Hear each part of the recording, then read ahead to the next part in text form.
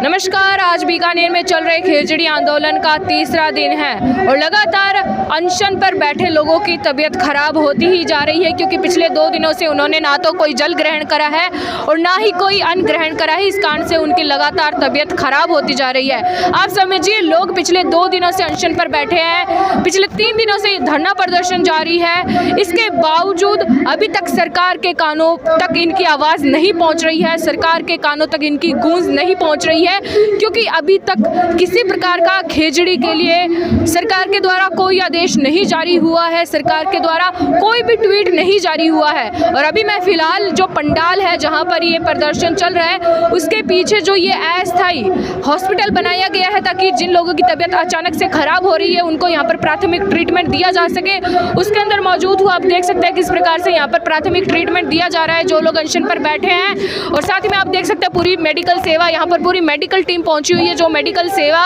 यहाँ पर दे रही है जो लोग अनशन पर बैठे हुए जिनकी तबीयत अचानक से खराब हो रही है। आप देखिए इस प्रकार से कुछ बेड्स लगाए गए हैं, ये पूरा अस्थायी जो है बनाया गया है ताकि जब तक ये प्रदर्शन चले, जब तक लोगों की तबीयत खराब हो और उनको प्राथमिक ट्रीटमेंट देके उनका हौसला बढ़ाया जा सके, उनको दोबारा से तैयार किया जा सके। देखिए एक और व्यक्ति है जिनकी अचानक से तबीयत खराब हो गई, तो वह यहाँ पर ट्रीटमेंट जो है लेने के लिए आए हैं। हाँ जी, क्या नाम है आपका? मेरा नाम नितेश बिश्नोई है, मैं मोडायत गांव से हूँ। हाँ, आप 2 दिनों से यहाँ पर अनशन पर बैठे हैं, सरकार से खेजड़ी के लिए कानून बनाने की मांग है, लेकिन फिलहाल तक 2 दिन अनशन के बाद भी सरकार के द्वारा कोई आदेश, कोई ट्वीट नहीं जारी हुआ है।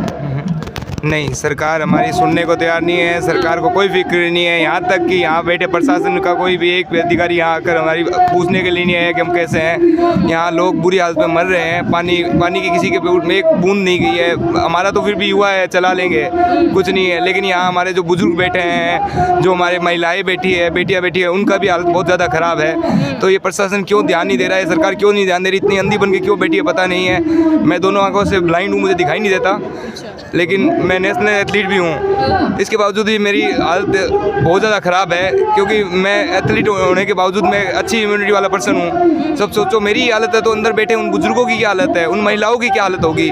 तो इन सरकार को मैं चेताना चाहता हूँ, उनसे हाथ जोड़ के निवेदन करता हूँ, आप अंधे, जानबूझ के अंधे मत बनिए। आपको सब पता है, उसके बावजूद भी आप क्यों नहीं सुन पा रहे हैं? क्या कमी रह रही है आपको? क्या हम किसी से क्या मांग रहे हैं? आपसे सरकारी नौकरी मांग रहे हैं, पैसा मांग रहे हैं, क्या मांग रहे हैं? हम तो सिर्फ एक पेड़ के लिए सुरक्षा मांग रहे हैं। आपसे हाथ जोड़ निवेदन है कि आप इसको दे दीजिए ताकि हम अपना अनशन तोड़ सकें। तो देखिए ये दोनों आंखों से ब्लाइंड है, लेकिन इसके बावजूद यह खेजड़ी बचाने के लिए, वृक्ष बचाने के लिए यहाँ पर पहुँचे हुए, इनका हौसला देखिए आप। और मैं आपको बता दूँ, यहाँ पर जितने भी लोग पहुँचे हुए इस अनशन के अंदर, इस प्रदर्शन के अंदर, वह बिल्कुल निस्वार्थ से केवल एक पेड़ को बचाने के लिए।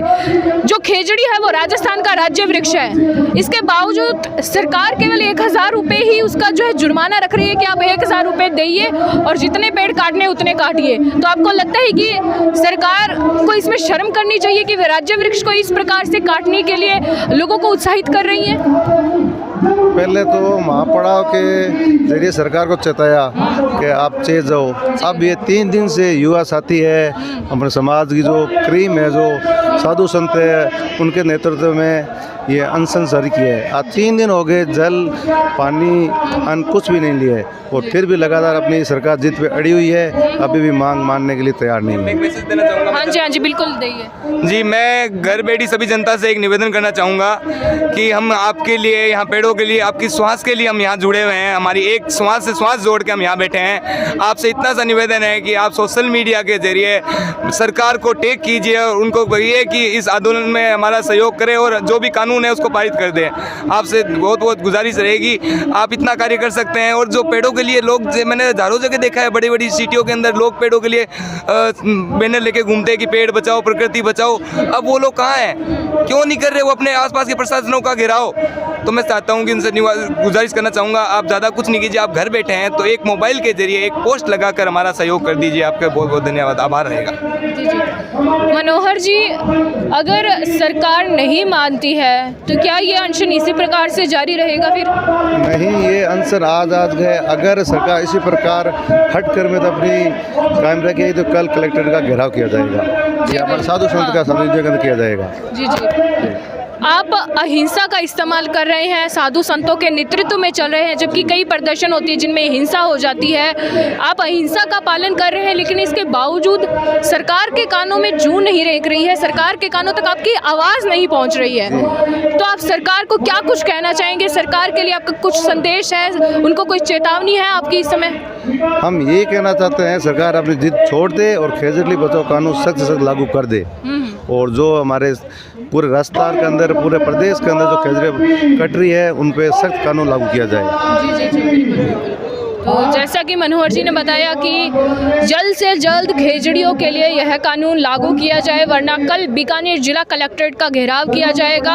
और अब जो ये अहिंसा का इस्तेमाल किया जा रहा है, फिर कल को शायद हिंसा भी हो सकती है। लेकिन फिलहाल जो है जितने भी आंदोलनकारी हैं वह सब विश्नोई समाज के जो गुरु हैं उनका जो है नेतृत्व में उनके अनुसार ही कार्य कर रहे हैं।